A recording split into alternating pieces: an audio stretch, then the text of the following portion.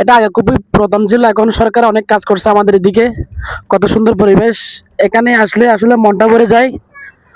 এদিকে দেখেন আপনার মানে কি একটা হাঁটার জায়গা আছে, এটা আসলে সুন্দর, মানে চোখে পড়ার মতো একটা জিনিস।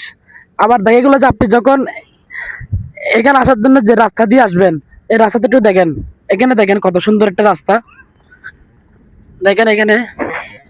এবং এখানে গাছতলা আছে, আপনারা যদি আসেন এখানে অবশ্যই গাছতলা বসে সময় কাটাতে পারবেন। আর দেখেন রাস্তাটা, রাস্তাটা আসলে দেখলে মন ভরে যায় আপনার। আপনার যদি বাইজির থেকে আসেন,